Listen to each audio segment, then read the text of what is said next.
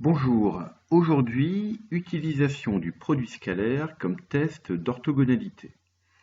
Donc, on va voir comment est-ce qu'on utilise le résultat que vous avez encadré ici. Un vecteur U est orthogonal à un vecteur V si et seulement si leur produit scalaire U scalaire V est égal à 0. Alors, on va voir ça sur des exemples en repères orthonormés. Allez, c'est parti. Ici, dans le premier exemple, on se donne 3 points A, B et C dans un repère orthonormé du plan et on veut savoir si les droites AB et BC sont perpendiculaires. Eh bien, on va utiliser notre test d'orthogonalité.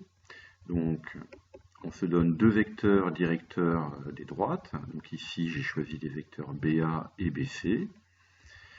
On regarde leurs coordonnées. Le vecteur BA, il a pour coordonnées -2, 4. Et le vecteur BC, il a pour coordonnées 2, 1. Voilà. Et maintenant, comment on calcule un produit scalaire dans un repère orthonormé? Eh bien, on fait la somme des produits coordonnés par coordonnées des vecteurs.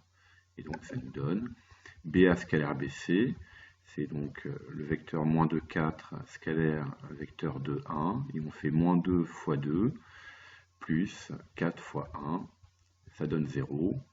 Le produit scalaire est égal à 0, donc les vecteurs sont orthogonaux et nos deux droites sont perpendiculaires. Donc vous voyez, c'est quand même plutôt simple. Alors au passage, je vous donne quand même une astuce sur les droites perpendiculaires. Comment reconnaître facilement par lecture graphique que deux droites sont perpendiculaires, ou bien comment tracer une droite perpendiculaire à une autre. Eh bien, si vous regardez cette droite BC là, ce vecteur directeur de coordonnées 2, 1, eh bien, cette marche là de 2, 1, 2, 1, 2, 1, on la retrouve pour la droite AB dans l'autre sens. -1, 2, -1, 2, etc. Donc, c'est comme si on considérait le vecteur directeur U ici de coordonnées -1, 2, et on a cette correspondance qui apparaît là en bas à droite. Donc j'ai une droite BC de vecteur directeur 2, 1, et ben une droite qui lui est perpendiculaire, elle a un vecteur directeur -1, 2. On a inversé, on a échangé les coordonnées des vecteurs directeurs, 2, 1, 1, 2, et on a changé le signe de l'une des coordonnées. Voilà une méthode assez pratique pour tracer des droites perpendiculaires quand on a un quadrillage. Alors, malheureusement, les situations ne sont pas toujours aussi simples avec des lectures de coordonnées qui se font simplement par lecture graphique. On va voir comment on procède sur des situations un petit peu plus farfelues. Donc, on arrive au deuxième exemple, que voici. Alors, on se donne toujours 3 points A, B et C dans un repère orthonormé, mais là, on n'a plus de quadrillage et on a des points dont les coordonnées sont un petit peu tordues. Alors, comment on procède? La seule différence, c'est aboutir aux coordonnées des vecteurs. Après, on fait comme on a fait précédemment dans le premier exemple.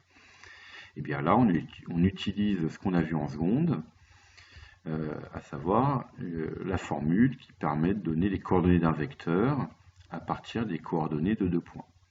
Donc là, on va évaluer le produit scalaire de deux vecteurs directeurs. Donc ici, les vecteurs AB et AC. Alors les coordonnées du vecteur AB, on rappelle la formule vue en seconde.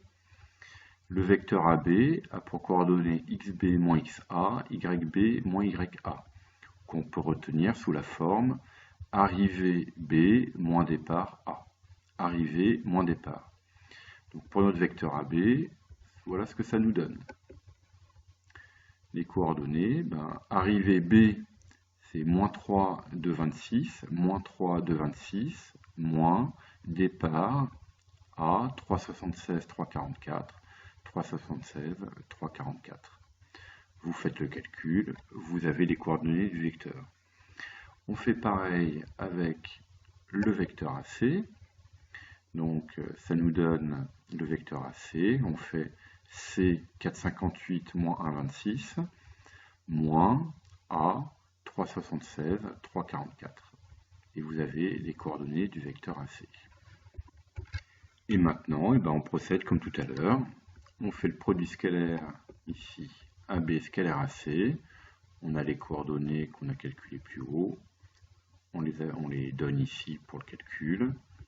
Et ça nous donne donc le calcul qu'on a ici. Moins 6,76 fois 0,82 plus, alors, moins 1,18 fois moins 1 fois moins 4,7. On trouve 0,0028. On a un produit scalaire qui est différent de 0 et donc les deux droites ne sont pas perpendiculaires. Voilà, donc c'est pas vraiment plus compliqué que tout à l'heure. On a juste des calculs de coordonnées à faire au lieu de simples lectures graphiques de coordonnées. Alors, tout ça c'est bien. Maintenant, il s'agit de voir comment on va utiliser cette méthode en situation pour une résolution de problème. Et ça va être l'objet du troisième et dernier exemple. Alors ici, on se donne un rectangle ABCD de dimension 8, 4. Donc AB est égal à 8 et AD est égal à 4. Et le point E défini par le vecteur AE est égal aux 3/4 du vecteur AB. Donc je vous l'ai placé ici, là, le point E. Alors quand vous faites des figures, pensez à bien coder votre figure pour bien rappeler la définition de vos points. Là ici le point E c'est 3/4 de AB. Et donc j'ai mis des subdivisions régulières ici. Et donc on a 1/4, 2/4, 3/4 pour le point E. Et 4/4 ici. Donc c'est toujours pratique déjà pour faciliter la lecture de votre figure pour votre lecteur, mais aussi pour vous quand vous allez devoir faire des lectures de coordonnées. Bon, et maintenant la question c'est est-ce que les droites DB et CE sont perpendiculaires? Eh bien ici on va procéder comme les exemples précédents. Mais il faut pour ça introduire un repère.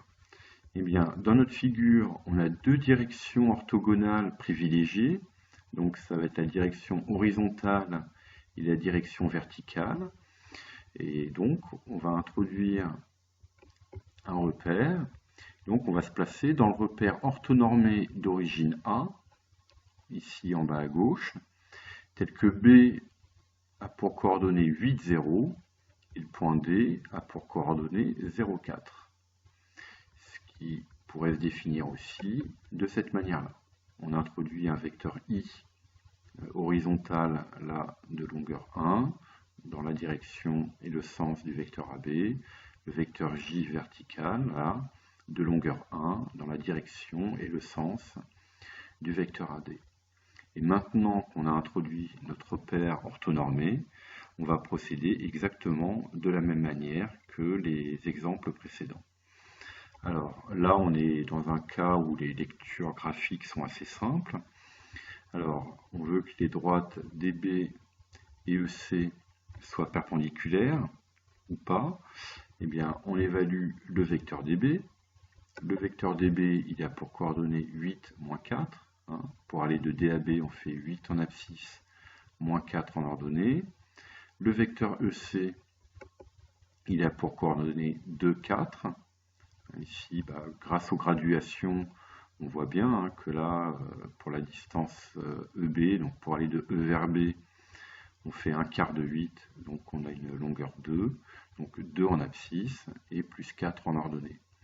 Et maintenant, on fait pareil, on calcule le produit scalaire DB scalaire EC, donc c'est 8 moins 4 scalaire de 4, on fait le calcul, c'est 8 fois 2 moins 4 fois 4, le résultat est égal à 0, le produit scalaire est égal à 0, donc les deux droites DB et EC sont perpendiculaires.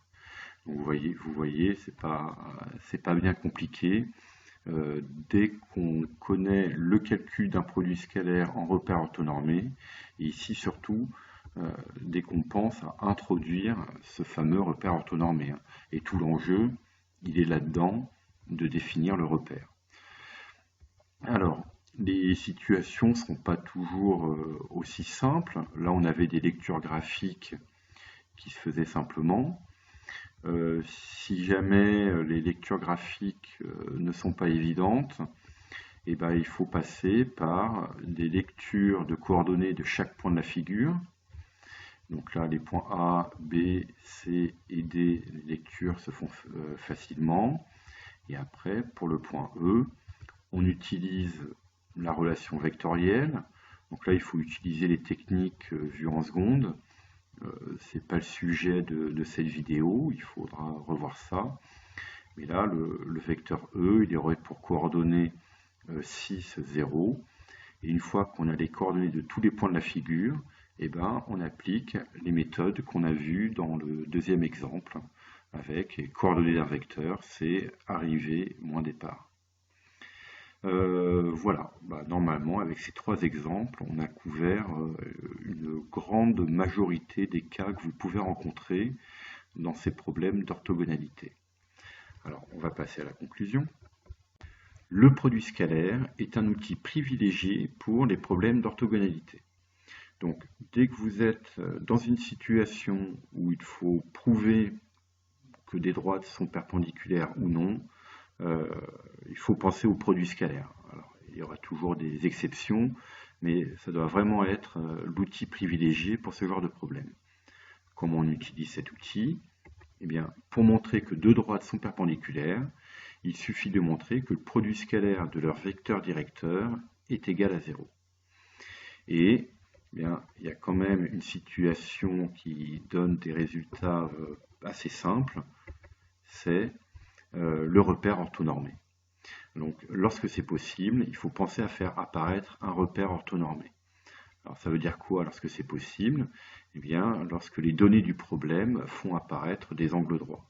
Donc, typiquement, dès que dans votre figure initiale, dans le cadre de votre problème, vous avez un rectangle, un carré, un trapèze rectangle, un triangle rectangle, tout ce genre de situation, dès que vous avez un angle droit qui traîne, des longueurs, vous introduisez votre repère orthonormé, vous déterminez les coordonnées des points, des vecteurs, et vous vous lancez dans l'évaluation du produit scalaire, et vous regardez s'il est égal à 0 ou non. Voilà, et ben vous savez tout sur le produit scalaire en repère orthonormé dans le cadre des problèmes d'orthogonalité. Voilà, merci et à bientôt.